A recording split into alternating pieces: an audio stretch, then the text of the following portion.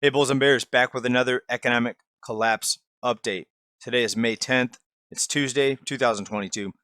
401ks are dropping. People are starting to panic. They see their retirement savings uh, plummeting because of the markets are going down. Well, if you are concerned about the markets going down further, you might want to listen here. In just a few minutes, we're going to talk about a way that you might want to try or to at least consider protecting yourself. Retired, whoops, let me fix this here. Not Ford, forced to unretire. A lot of people are having to come out of retirement because of this cost of living is not getting better. Massive water shortage worsens. We're going to talk about what's happening out here in California and some of the reservoirs and what that means for your food supply, with California being the #1 producer of food in the United States. Finally, Peter Schiff, add in the bullet point here. Also, Peter Schiff warns financial crisis and depression is coming. Now, some of you may say, well, Peter's been saying that for years.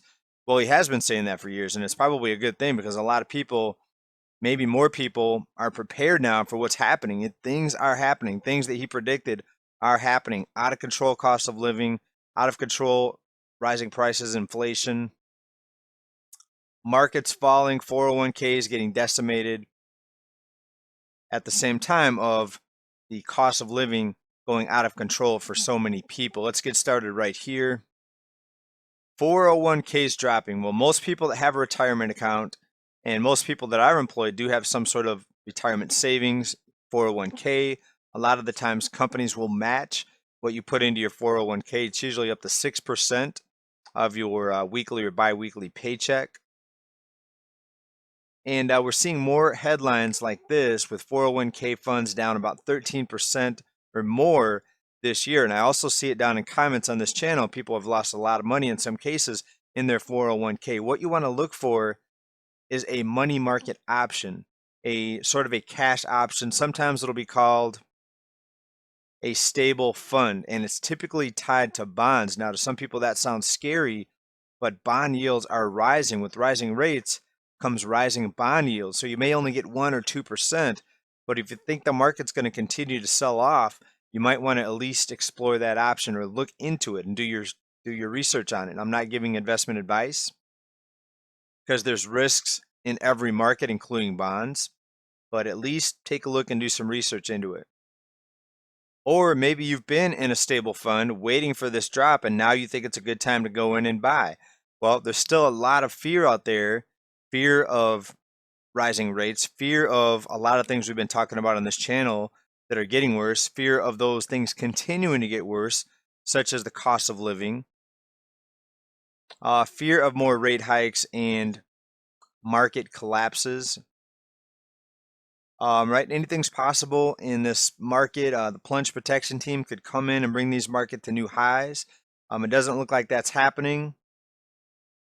They're letting things drop for whatever reason. Will things continue to drop? I don't know. That's why I try to play both sides. I try to be prepared for any scenario. But if you're sitting there worried that your retirement is getting decimated, retirement savings, at least look at the other options. You owe that to yourself to take a few minutes and at least do a little bit of research instead of just sitting there watching your funds fade away. All right, again, a lot of times it's called a stable fund. Money markets also have similar features to possibly better your protection there for your savings and investments. All right, next, something else we've reported on many times over the years, and it's increasing once again. Retired, forced to unretire. The cost of living has people looking at their savings, and now with the drop in the stock market, for those that are still tied to stocks, people are saying, whoa, hold on, I don't have enough money to last me through my 60s, 70s, 80s, depending on where you're at. But people of all different ages that are retired are more now than previously unretiring and having to go back to work. Recent article, unretirement is becoming a hot new trend in the sizzling U.S. labor market. Well, they make it sound like a good thing. Is it a hot new trend when you run out of money and you have to go back to work so you can't stay retired? They're calling it a hot new trend. Is it a hot new trend or is it a tragedy? And we've been talking about this for quite a while, and there's people out there that said we were wrong. No, this is fear. This is doom and gloom. Here we go. This is now being pointed to as a hot new trend. People retired having to go back into the labor force. Do you think they're just doing it for fun? Let's take a look at this picture right here. That looks like a lot of fun right there. Or maybe he's just going back to have fun. Sparks are fun. People buy sparklers, right? 4th of July. Maybe he's just doing it for the sparks. All right, sad indeed, folks, in my opinion. Please let me know what you think about this down in comments. Next, let's talk about this water shortage out here out west. California produces the most food of all states in the United States. Utilities are going up, including people on public water. Of course, electric bills are going up. Cost of many goods and materials going up. The cost of transport to deliver those goods and products going up. Lake Mead, let's talk about what's happening there. The country's largest water reservoir by volume, Lake Mead, is so low now, they are finding human remains. And they're going back and reinvestigating crimes now for missing people and digging up some of these pieces of evidence or clues now for missing people. So yes, the water levels are getting lower. Also, reservoirs in places like this here have dams that generate electricity with the water, and that is also going to be diminishing with the diminishing water levels. And expect your electricity bills to continue to jump higher. Finally, Peter Schiff warns financial crisis and depression's coming. We haven't got to depression levels yet.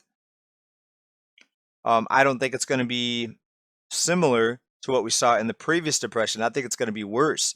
Back in the times of the Great Depression, at least people knew how to grow food and farm.